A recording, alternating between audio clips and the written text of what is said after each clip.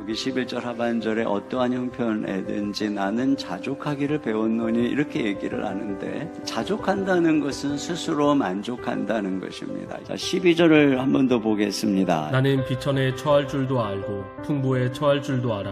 모든 일, 곧 배부름과 배고픔과 풍부와 궁핍에도 처할 줄 아는 일체의 비결을 배웠노라. 바울이 지금 배워서 어떤 경지에 올라갔다라고 얘기하는 것은 우리 신자들이 배워야 되는 성숙의 경지를 말하는 것인데, 그것을 그 시대의 언어를 통해서 우리에게 말해주고 있는 것입니다. 먼저 우리가 왜 자족해야 되는가를 생각해 보려고 합니다. 첫째는 욕심이 끝이 없기 때문에 우리는 자족하는 법을 배워야 됩니다. 전도서 5장 10절 같이 한번 보겠습니다. 은을 사랑하는 자는 은으로 만족하지 못하고 풍요를 사랑하는 자는 소득으로 만족하지 아니하나니 이것도 헛되도다.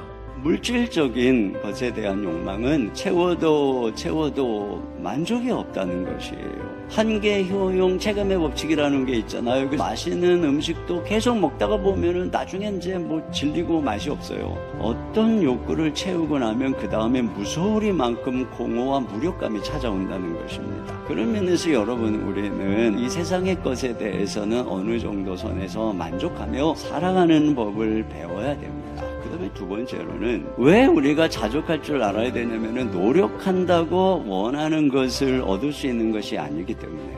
흥미롭게 읽었던 책 중에 하나가 노력의 배신이라고 하는 책인데, 이 책에 보면은 대한민국이 노력 신봉 공화국이래요. 그래, 노력하면 뭐든지 된다. 아이가 공부 못하면 너 노력을 안 해서 그래. 그런데 이 분이 하는 말은 뭐냐면은, 성공에 결정적인 영향을 미치는 것은 노력이 아니라 타고난 재능이다. 제가 이 책을 읽다가 우리가 사용하는 우화 중에 잘못된 교훈을 주는 게 있다고 생각한 게 뭐냐면, 토끼와 거북이의 경주 이야기입니다. 아니, 어떻게 거북이가 토끼를 이깁니까?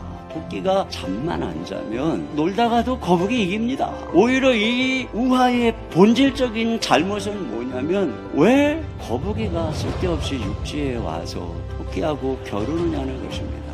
남과 비교하지 말고 내가 되는 것, 사실 우리가 찾아야 되는 진정한 길은 여기에 있는 것이에요. 성숙이 무엇입니까? 자기만의 삶에 하나님이 내게 주신 분량에 만족하고 인정하고 감사하고 그 길을 따라 살아갈 줄 아는 것입니다. 그러면 그렇게 해야 된다는 것은 알겠는데 어떻게 자족할까? 이 비결이 뭘까? 이것을 오늘 바울이 13절에 얘기하는 거죠. 내게 능력 주시는 자 안에서 내가 모든 것을 할 수 있느니라. 첫째로 우리에게 어떤 의미를 주는 거냐면, 나의 진정한 정체성을 그리스도 안에서 찾을 때 자족할 수 있다는 것입니다. 지금 바울은 감옥에 있습니다.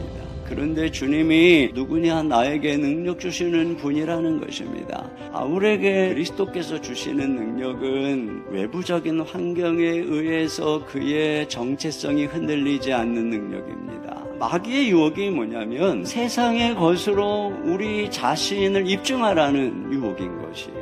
이게 예수님을 향한 유혹이었거든요. 그런데 우리 주님께서는 이런 마귀의 시험을 이기셨습니다. 주님께서는 능력이 있으셨지만 늘 말씀으로 사역하셨습니다. 그렇게 사시다가 십자가에 달리셨을 때, 네가 진짜 하나님의 아들이면 내려와 봐라. 그렇게 해서 너 자신을 입증해 봐라. 그러나 주님께서는 묵묵히 운명하셨어요. 우리를 위해서 그 길을 가셨습니다. 어떻게 가능했을까요? 우리 주 예수님께서는 이미 하나님 앞에서 자기 입증이 끝났기 때문입니다.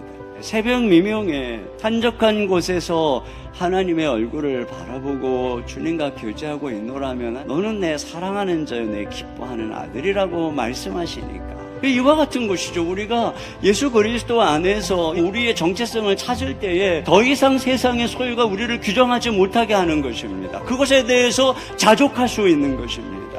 두 번째로, 더 큰 부르심을 바라볼 때 이 땅의 것은 자족할 수 있다는 것이에요. 내게 능력 주시는 자 안에서 내가 모든 것을 할 수 있느니라. 이렇게 얘기를 하는데요. 가난하든 풍부하든 그 어떤 상황에서든 하나님을 사랑하는 그 자리에서 자족하고 감사할 수 있다. 이것이 1차적인 의미죠.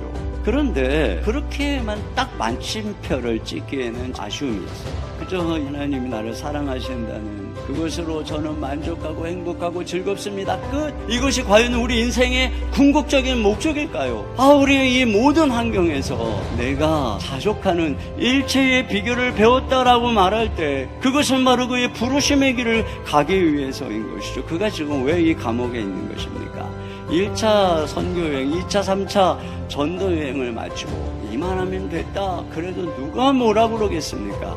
그럼에도 불구하고 내가 예루살렘에 갔다가 로마에 갔다가 저 서바나 땅끝까지 가겠다라고 하는 비전 속에서 목숨 걸고 예루살렘에 갔다가 거기서 체포돼가지고 감옥에서 있는 것이에요. 그러면 우리가 그것을 과욕이라고, 왜 자족하는 법을 모르고 그렇게 욕심을 부렸느냐라고 말할 수 있을까요? 우리가 자족해야 될 것이 있고 불만족해야 될 것이 있습니다. 오히려 이 거룩한 불만족, 마음속에 꺼지지 않는 사명의 열정이 우리로 하여금 세상의 것에 대해서 자족하게 하는 것입니다.